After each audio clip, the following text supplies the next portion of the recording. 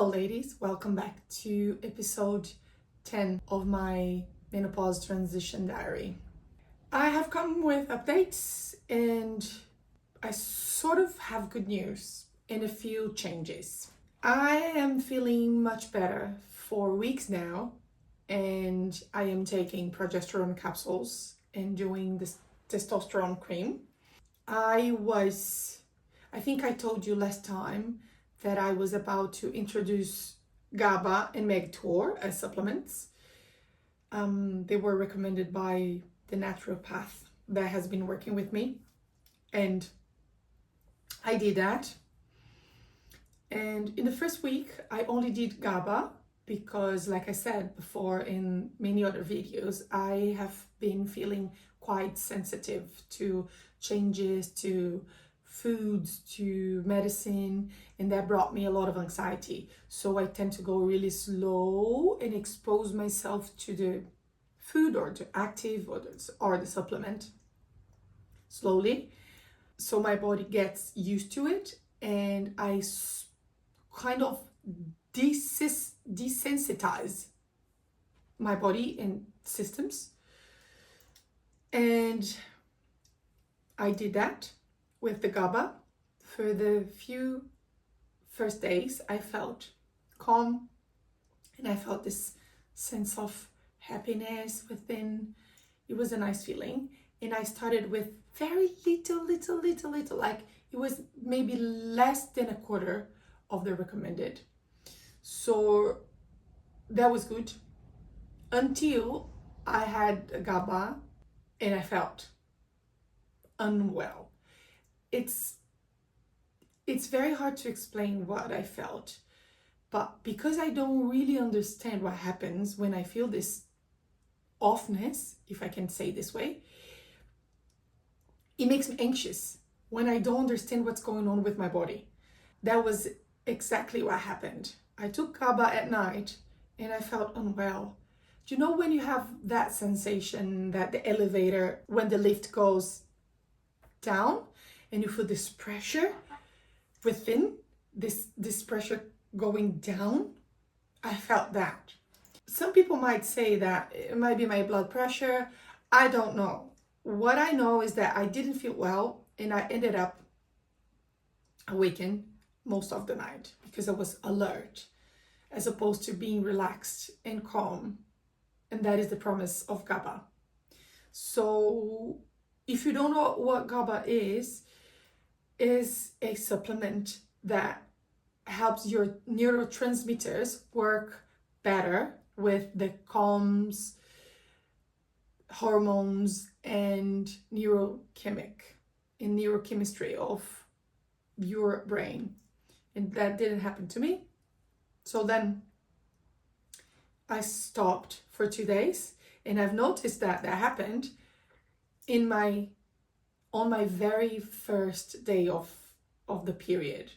So because we have a lot of progesterone on that day naturally, and we're calm naturally on that day, it was not a good decision. So also during those days, I can't take my progesterone capsule. So it made sense to stop and take a break. Then the next week, I started again. And I also started with the MEGTOR, which is another supplement. And the thing is, don't take the supplements I've been prescribed because they were prescribed based on my needs. I am here to share my personal journey, not to recommend anything as a health practitioner. So bear that in mind, please. So on the first 2 days, I felt sort of okay. And again, I went really low with the dosage to get my body used to it. And for a whole week, I tried both supplements together. And I felt weird. I felt like the sensitivity in my face, in the bones of my face. It was weird. It's like I felt a little pressure on my nose. I felt sensitivity in my teeth. And I guess that was the magnesium talking, because I had previous experiences with magnesium that made me feel similar to that.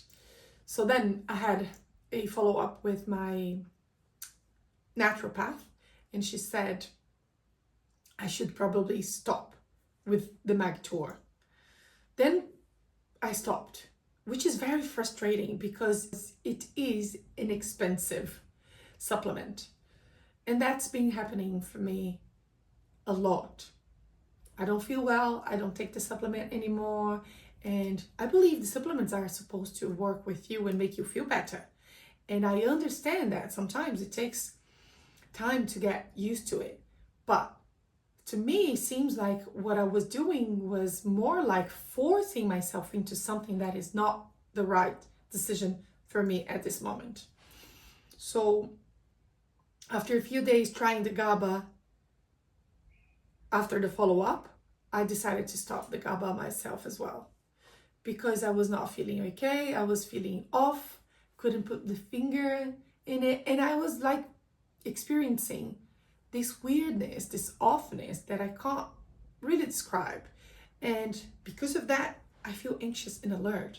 Do you know that feeling that something bad will happen at any minute? That was sort of what I felt. Not strong. I didn't have any anxiety or panic attacks. I didn't have any really big emotions. I just didn't feel myself. So I decided to stop all of them, both of them. And that brought me into peace again and gave me a sense of relief and ownership of my body. The following days were amazing. I am sleeping so much better. I am needing less and lesser rests, but I still enjoy taking my time. I still not rush myself into things, and I definitely am fighting against multitasking. So that is being a critical thing for me to do. If I multitask, I can't feel present in my body, and being present has been helpful throughout the whole process. So I practice mindful activities and I avoid multitasking altogether. So, but then again, it's like me knowing myself all over again. Like I said before, I am getting to know this new person that is coming to be. And now I feel like the grief and loss stages came to the point where there is only acceptance and even gratefulness, because I am developing and growing and getting stronger in other ways that I wasn't before. So yeah.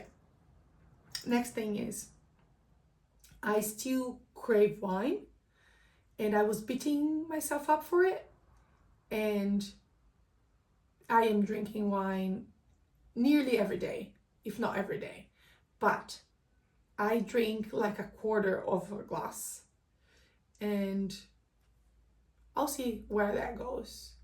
I'm craving much less sugar, which is amazing. And that brings me to the next and final topic: fasting, intermittent fasting.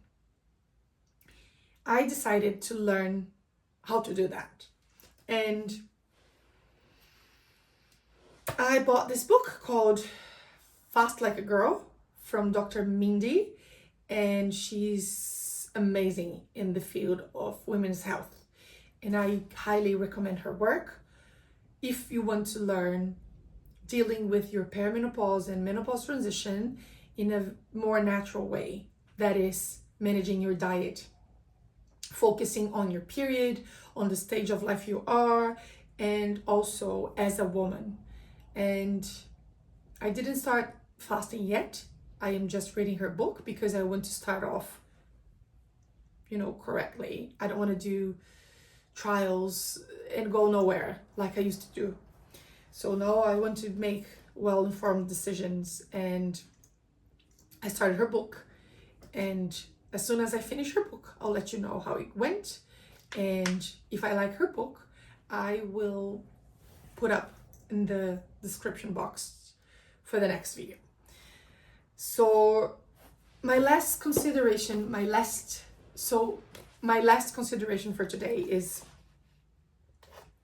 I come to this realization that the whole process brought me this consciousness about how health systems in general are not developed focused on women. And if we think about it, that is something that is so faulty that I can't even express, because we are half of the population and we don't have as much research in women as we have in men.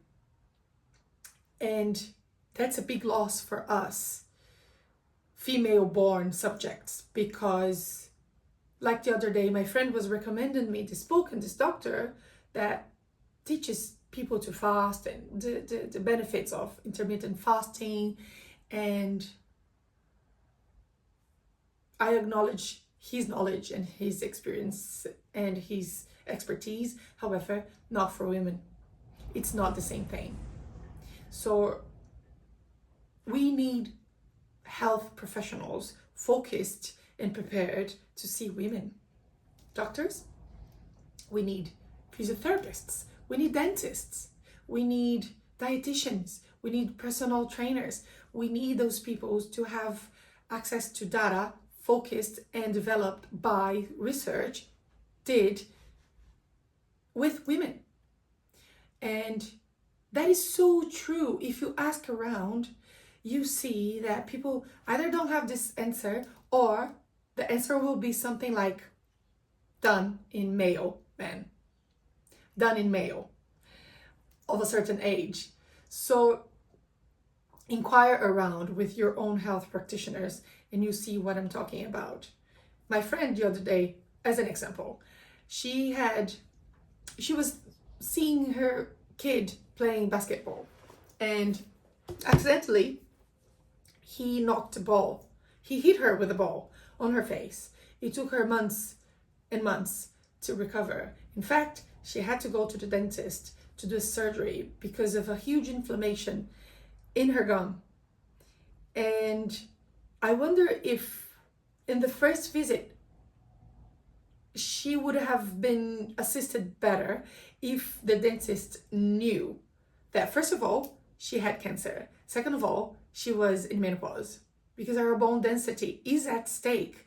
And if your bones are not as thick as they should be, everything else falls apart quickly. And it's obvious that would be more sensitive and vulnerable to breakage, to injury, to even inflammation.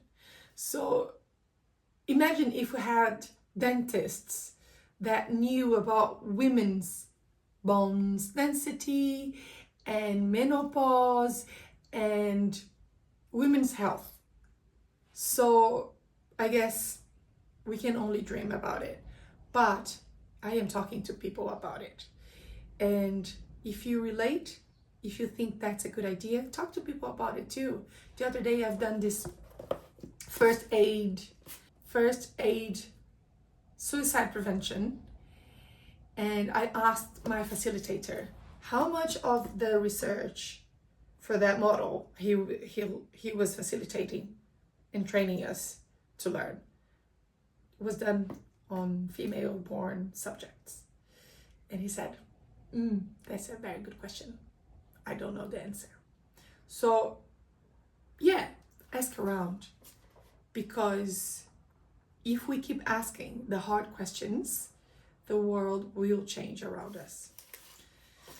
That is it for today. I hope these videos had made your life easier in a way, because when it was my turn, I didn't find people talking about it as openly and they would give general guidance, but talking about their own experiences with feelings, emotions, sensations was not something I found. And I strive here to be as concise, as clear as possible, so you learn something from my own experience and you deal with all the uncertainty around this chaotic period. So yeah, thank you for watching, and share with one friend that is going through this age season in life. And I hope that was useful today, and I hope to see you next time. Ciao.